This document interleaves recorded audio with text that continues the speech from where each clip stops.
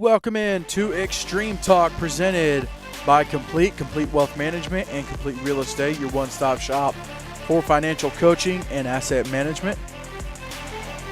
Show is also presented by Goolsby and Young, Jason Goolsby and JD Young of Black Hole Realty, Fairlife Core Power Protein, Brent Atkinson with White Realtors, the Realty Group, and by Sutton Pools. And I'm going to let the song play just a little bit. What do they call it? Kids call it. It's a banger. It actually is a lot of fun. Along with the countdown song. They're a lot of fun to jam out to. But anyways, we'll bring it down. Welcome into Extreme Talk here on a chilly Sunday afternoon, but I love it. It's what I've been waiting for. This is, for those that know me, this is my favorite time of year. I absolutely love when it gets cold. It's perfect football weather, and I'll tell you what. This past Monday in Florida, we had some football weather, even for Florida, in PCB at the NHSA National Championship Tournament. Had two good games on Monday, Tennessee Heat and Hillcrest Christian out of Jackson, Mississippi. Tennessee Heat, of course, out of Mount Juliet they played, and early on it was good, and then, as the game went on, Tennessee Heat kind of took control of the game, and so the Heat are I think they're designating it the Division II champions. I think they still wanted to do the two division deal, so they are the winners of that game. And then obviously in the national championship, the D1 championship, you had Freedom Cowboys, Evangel Christian School Lightning, two schools that do each other very well. And early on, man, we had a great game going on, a great game. I mean, it was guys back and forth, smacking each other, running the ball, throwing the ball, making defensive plays. It was a good game. And in the second quarter, I believe it was, and this is not to hype myself up, but in the second quarter, Evangel scored, and I don't remember exactly what the score was. I want to say it was the 21-12, maybe, and or maybe 28-12, somewhere in there, or 27-12. But it's at one of those points, Freedom went on offense, and I told Spence on the broadcast, I said, if Freedom doesn't answer here, it's not going to look good for him. It's game over. And they weren't able to answer, and the rest is history. So congratulations to Evangel, 5 straight national championships, and it's just, it's a wild dynasty. It's really incredible to see what they've been able to do there in Alabaster. And typically you have people that maybe they're successful or they win championships, and they're just kind of insufferable. That's not the case with those folks, with the folks from Evangel. Coach Tim Smith, his folks are fantastic, very hospitable, very welcoming. So a big thank you to them. Big thank you to Freedom as well. All the teams down there were awesome to interact with. And then, of course, a big thank you to Hank St. Dennis, his son Mike, and everyone else who put the tournament on, made it happen between the breakfast in the morning and the games, and just throughout the whole ordeal. It was awesome. It was a lot of fun. I'll get to some more thank yous here in a little bit. But like I said, congratulations to Evangel on winning on Monday. And then on Thursday, we had another champion crowned in Alabama, the AISA championship game between Springwood School and Evangel Christian Montgomery. And now Springwood won the first matchup pretty handily early on in the season when the two of them met. But they met at, I believe it was the Crampton Bowl in Montgomery, Alabama. I think it's the home of Alabama State, and that's where AISA plays their championship games. And early morning game on Thursday. I think it was like a 10 o'clock kickoff, but Evangel Montgomery won the AISA championship. So congratulations to the Lions. Obviously they were in the CFA championship last year and came up short. And this year got a chance to talk to Coach Darius Dixon a couple weeks ago. Had him on the show, and the way I was able to ask him, hey, it seems like your team got hot, like they gelled at just the right moment, and obviously that's the case. So, and it was a great game. I was able to keep up with some of the updates on Twitter and just kind of see it was back and forth for a while. You guys had some big games, guys like Caden Cook. Had a big game for Springwood, but all in all, Evangel just able to get the job done. So congratulations to the Lions on winning the championship. And then one other champion I wanted to mention on yesterday, Everyone could kind of see it coming, but Pack Panthers solidified it yesterday. Won the SIFA championship. I believe they played Coastal Hurricanes. So congratulations to Pack, Evangel Montgomery, and Evangel Alabaster. Whole lot of champions named Evangel this season. Love to see it. Love to see it. So this is the last show of for the season. No more game broadcasts. The one Monday, this past Monday in Florida, that was kind of the last one. Of course, this is the last show. And then we will be broadcasting the Gatlinburg All-American Bowl and the Rising Stars game. I believe that's December 17th is the date on that one. Not sure about the times. We'll get the times nailed down.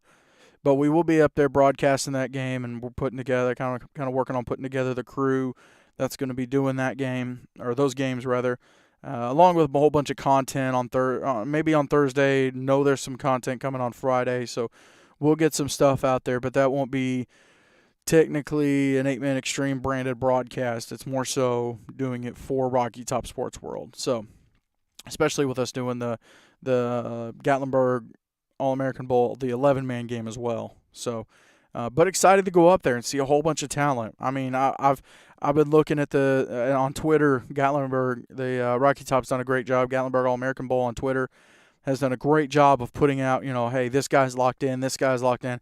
There are some studs that are going to be in this game, and the awesome part of it is they're coming from all over the place this season. You've got guys from Missouri, guys from South Carolina, Tennessee, Alabama, Georgia, Mississippi. I think there's some guys coming from South Carolina, North Carolina, Louisiana, I believe. So, I mean, there's guys all over Arkansas. So guys all over the place getting a chance to come in and play in this game. And, not to downgrade the last games because they've all been awesome, but it was very heavy on a couple teams, the teams that knew about it.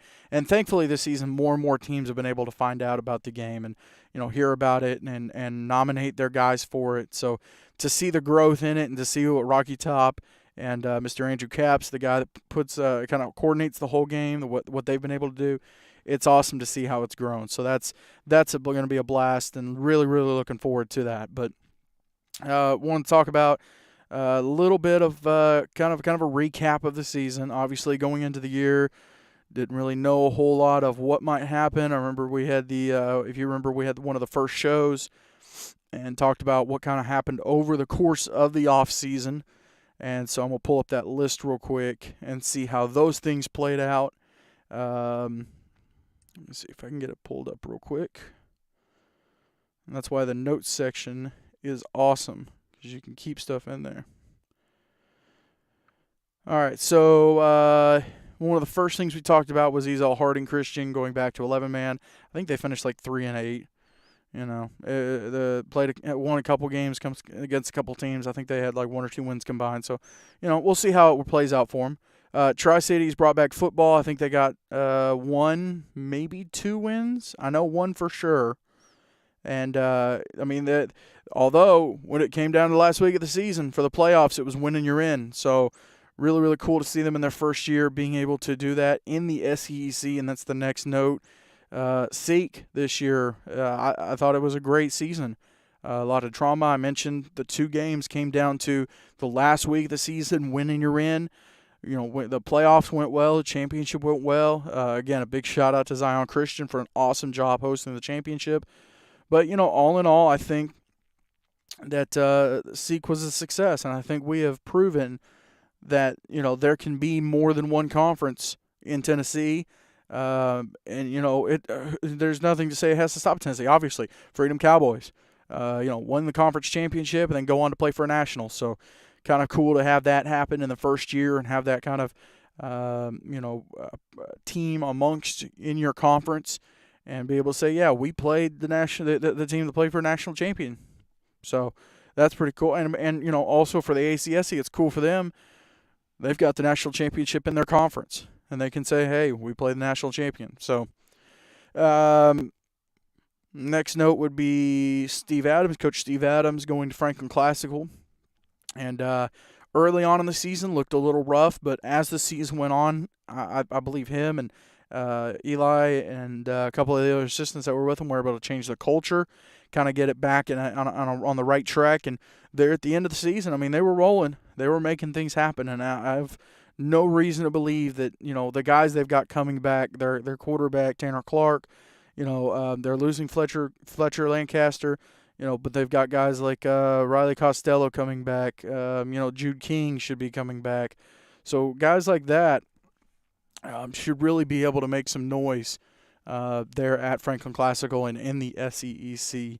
Talked about AISA starting 8-man, and I mentioned the championship game. All in all for their season, I mean, there was some drama. You had a team to get ahead and then kind of slide back a little bit. A couple teams were in playoff contention. Of course, they were going to do the top 4, then they decided to do the top 6, or all 6 rather.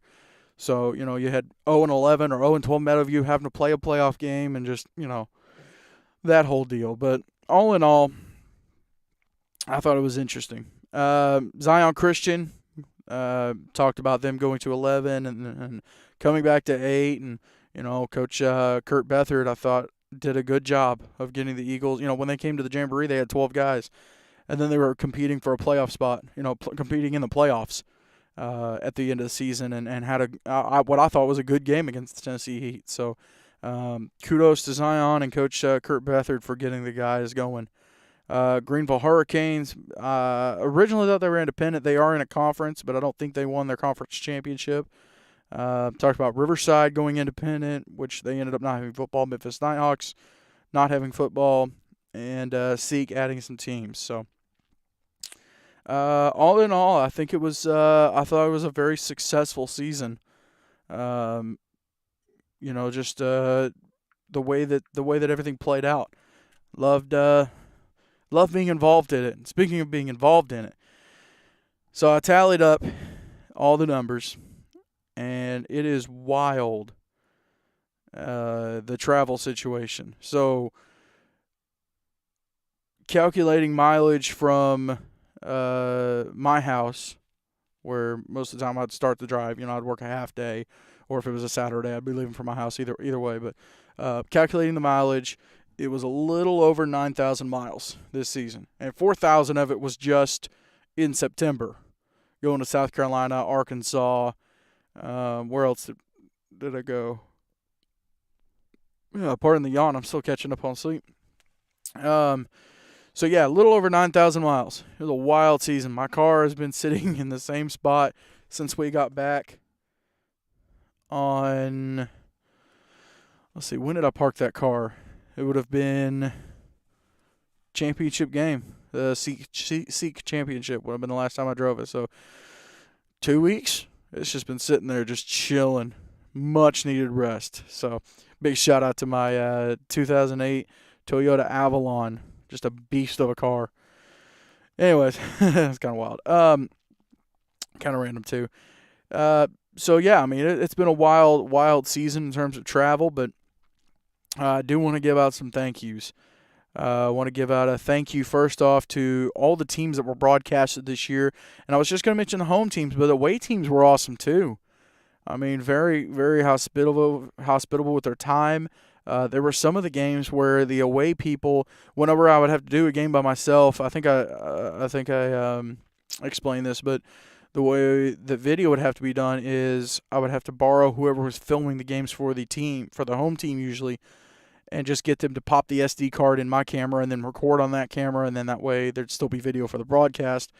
Hits the red circle and the white square and all that.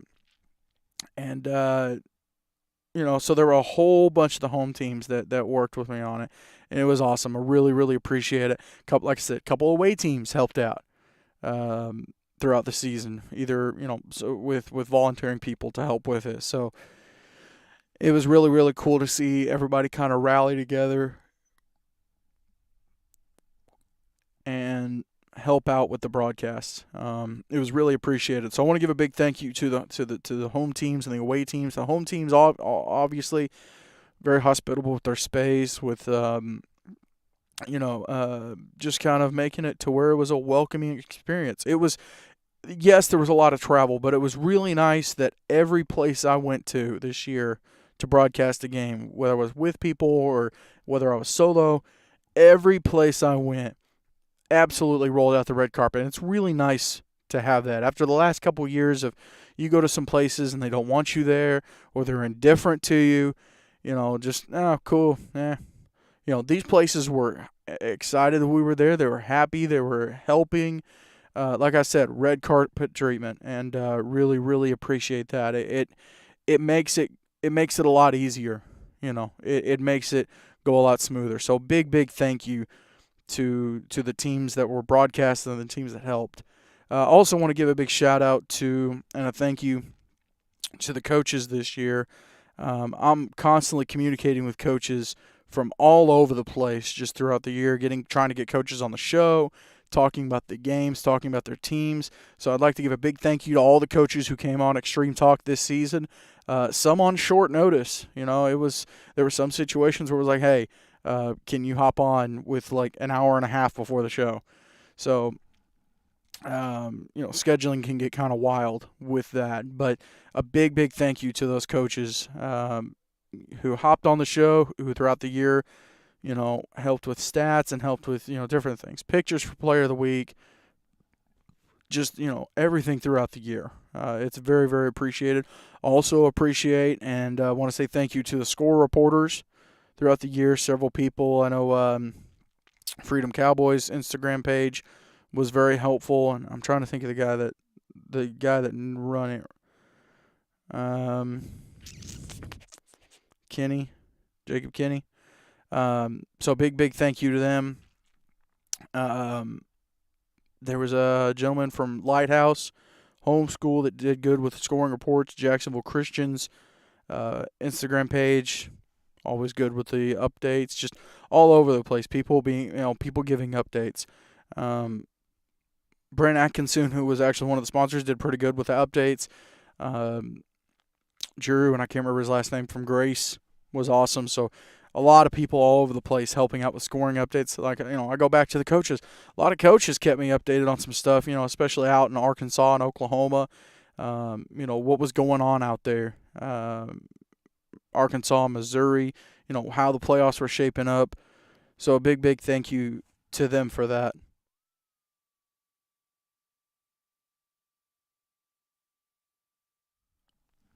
I want to give a big thank you to sponsors this year.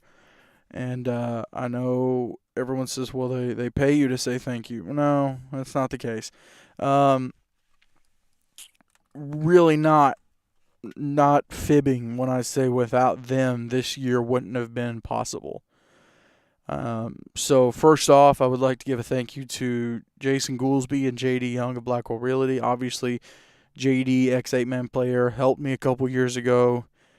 Jason Goolsby has had sons play for the Heat and played 8-man. So, they both get how important being able to get broadcasts out. So they helped sponsor the broadcast, and they helped with the hotspot that makes those broadcasts possible. You can have everything, and if you don't have internet, you have nothing. So hotspot made those broadcasts possible, and also chipping in for travel costs and equipment costs. So big thank you to them.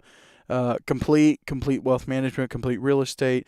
Ryan Scott, obviously, as you know, head coach of the Tennessee Heat, but he's also very successful on the business side. And so it was really, really cool to be able to team up with him. Some of the shows this year were at his office, and just because of travel and not being able to spend as much time away from the house, did some of the shows here at the house. As a matter of fact, I'm at the house now doing the show. But he offered up, his office space and helped out in terms of sponsorships, and so really, really thankful for him, and really, really thankful for Complete. And again, walking testimonial. I used Complete. Used Ryan as a realtor and to buy my home. So really, really thankful for him. Brent Atkinson with White Card Realtors, the Realty Group. Brent was awesome this year, hopping on board, and he's done a great job in terms of being an assistant coach, but also just a businessman and a realtor. And, again, he's another guy that gets it, that gets what I'm trying to do, gets what 8-Man Extreme is all about, no matter who's on board. And so he was awesome this year in terms of just kind of jumping in. Obviously, he sponsored the Player of the Week picks, and so we're trying to get something together for the Player of the Weeks, something special for them, and trying to make that happen. So big thank you to Brent for jumping on board this season. Obviously, Fairlife, second season in a row of teaming up with them, and I want to give a big thank you to Mr. Rob Schroeder. He, again, another guy. He gets what we're trying to do. And it was awesome to kind of brainstorm before the season started and talk about, how do we want to recognize the players this year? What's something we can do? And it was kind of a no-brainer. Hey, let's do the T-shirts again, and instead of just, a couple bottles, let's give them cases. Let's give them, a case of the 3 most popular flavors. And that's what we did this year. Every player of the game got 3 cases of Fairlife. And it was really, really cool a lot of the guys, a lot of their faces lit up and very excited. Obviously, Fairlife Core Power, it's an awesome product. It is the best muscle milk, post-workout recovery drink out there. And so him and Fairlife jumping on board, just kind of, wanting to recognize these players. It was really, really awesome to team up with them again. And so really thankful for them and look forward to a good partnership with them, throughout the rest of these seasons. Last one I'd like to give a thank you to, last but not least, is Sutton Pools. Brian Sutton has had several sons play. Matter of fact, he's got a couple sons playing right now. But Sutton Pools, obviously, I've seen a ton of their work, and it's really top notch. Just do a phenomenal job, and Brian Sutton, the owner, hopping on board and wanting to again help out the broadcasts and help out just the mission of what we're trying to do. And honestly, very, very proud to have him as a sponsor. I'm proud to have all these guys as sponsors, all these companies and these men. So a big thank you to all 5 of these sponsors this year. And obviously, if you want to jump on board next year, just you can either message us on social media, email at 8manextreme@gmail.com. Just reach out. We got different packages, different levels, and so trying to do some cool things next season. Looking forward to what's going to come. Not sure, had to work on putting the schedule together and figuring out what next year is going to look like in terms of the broadcast, in terms of personnel. So hey, and that's the other thing too. If you don't hesitate. If you want to jump on board, jump on board. Whatever you're interested in. If you're interested in camera work, if you want to get airtime and microphone time, if you want to do behind the scenes stuff, whole lot of ways for you to get involved. So don't hesitate. Always looking for help, especially after doing a lot of these broadcast solo. That was a beast. That was grind. I didn't do all of them solo though. There are some people that I would like to thank. And I'll start at the early on in the season. Mr. Brendan Daniel, who helped last year, hopped on the first broadcast of the year. It was awesome to be able to do another one with him. There were a couple other ones we were trying to get worked out, and just work schedule didn't cooperate. And so thankfully he'll be up in Gatlinburg for the All-American Bowl and the Rising Stars game. So looking forward to working with him again. Producer Audrey just got busy as the season went on, and things weren't working out, but she was there early on for the shows and a couple of the broadcasts, so big thank you to her. Big thank you to Director Jack for doing some of the video work during the first few shows, and then the first couple games for jumping on board there. Big shout out to Mr. Andrew Hasley for jumping on some of the broadcasts. I think he did 4 games, and he did pick the 2 wildest clumps. He picked the Franklin Classical CCS on Friday night, and then Tennessee Heat, Tri-Cities Christian the next morning at 11 o'clock, 3 or 4 hours away. So he's pretty crazy, but a big thank you to him. And then He also did the Seek playoff games, the 2 games in a day. So big thank you to him. I want to give a big shout out to Mr. Blake Biggs. Hopped on a couple broadcasts this year, the CFA Championship as well as the Hillcrest and Russell Christian game that we broadcasted earlier this season. So big thank you to him. Big thank you to Mr. Eli Cornett for hopping on for the Seek Championship game. It was a lot of fun to hear him and Spencer banter back and forth, and Spencer and Blake as well. Those two young men did a great job of hopping in and kind of understanding what the role of a color guy is, how to work the camera, and so a big thank you to them.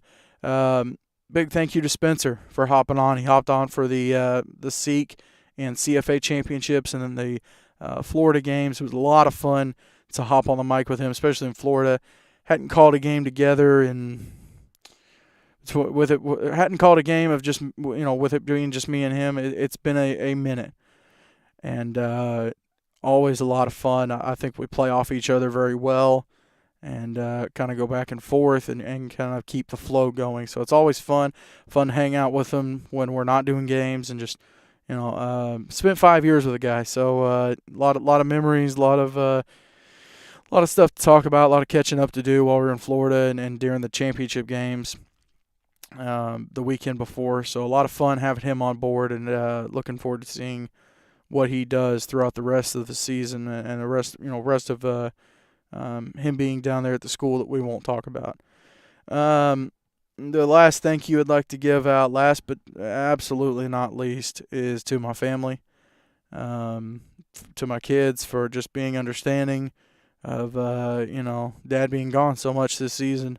Whole lot of traveling, whole lot of being gone, and they've been awesome about it. I'm looking forward to them getting a little bit older and being able to, throw them on a camera or something, get them involved, make them work for it a little bit. So I'm looking forward to that. But biggest thank you is to the real rock star, the real star of 8-Man Extreme this season, my wife. Has been awesome this year with as much as I've been gone. She jumped in on some game broadcasts and helped out with camera work, or ran the computer for a couple of games, or just being there and being supportive and helping out every way she can, and putting up with a whole bunch of Fairlife samples in her house and equipment being in her house, equipment being spread all over the house whenever stuff has to get fixed or organized. And but she's awesome. Really wouldn't be able to do it without her.